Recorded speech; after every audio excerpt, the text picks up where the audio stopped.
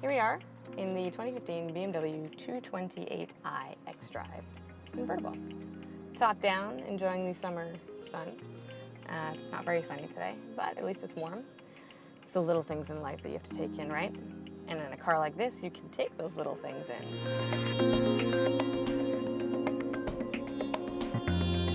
One of the first questions that I've been asked throughout the week of having this car is, why all-wheel drive? It's a convertible, so why would you want all-wheel drive? All-wheel drive is synonymous with winter and cold months, and drop tops and winter don't really go together.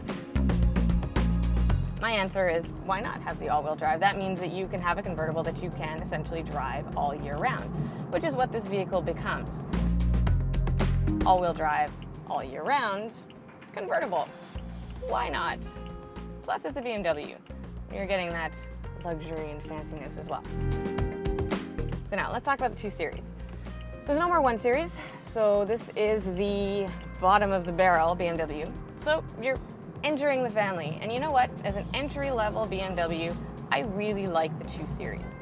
I really like the drive, even though this is the 3-liter inline-6. It's 322 horsepower, 332 pound-foot of torque, and it has an 8-speed Steptronic paddle shift system that actually works with the efficient dynamic system, so it's a lot more fuel efficient. It's a really good system. I like how the two work together. You just kind of go, and then you look at the speedometer and you're like, oh wow, okay, doing a lot more than I should be. It's not loud, it's not in your face. It's very demure, it's very sophisticated, it's classy.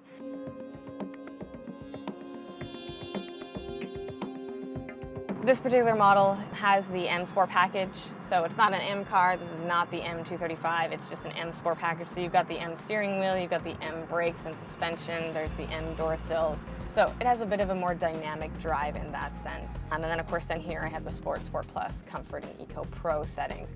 So this kind of tightens up the throttle response for Sport and Sport Plus, as well as the drivetrain, the chassis, and the steering. There's xDrive, generic setup. A really cool feature that I liked in this car, actually, which I'd never experienced before, is the connection between Spotify and BMW. Super simple to hook up. The Spotify symbol comes up in your media devices, and then you just select that.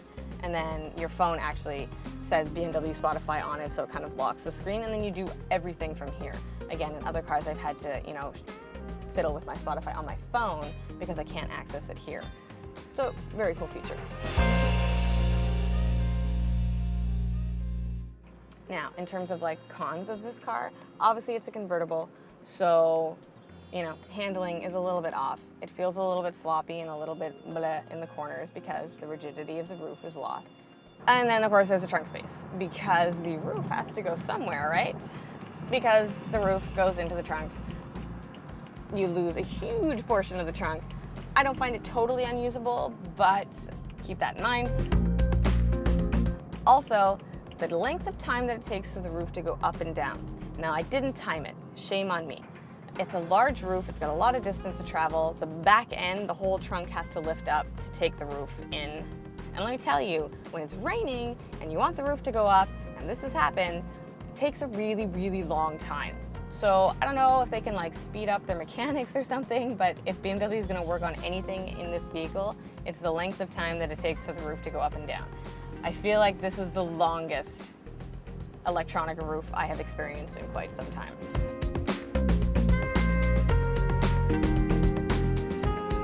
If you're a small family, or a single parent, or even a single person, or you're just two, this is a really good option. The back seats are actually quite roomy. At the moment, my son's seat isn't there, but it had been there for a week, and he was super comfortable. With the windows up, the air buffing is actually quite good. In the back it's a little bit more. So on the highway, I had to keep it under 100 because then it would get a little bit windy for him. But otherwise, he was good, and he loved it, and it gets to see all the airplanes and all the cars, and his visibility is great, but my visibility is great too. Without the top on, there virtually are no blind spots in this car. This is an excellent entry-level BMW. Starts mid-40s. As tested here, it is close to the 60,000 K mark. Might be a little bit rich for some people's blood, and I get it. I might take my dollars elsewhere, but only because I'm not a huge fan of convertibles here where we live, because truthfully you can't use them for more than like 3 months, so it seems like a bit of a waste to me. But if your heart's set on a convertible, you've always wanted a BMW, and you want a car that you can drive all year round, because let's be honest, who can afford a second car just to drive for 3 months because it's a convertible? So this one you could buy all year round, drive it in the snow, drive it in the sun, and when it's super sunny and warm out, drop the top, enjoy the wind in your hair.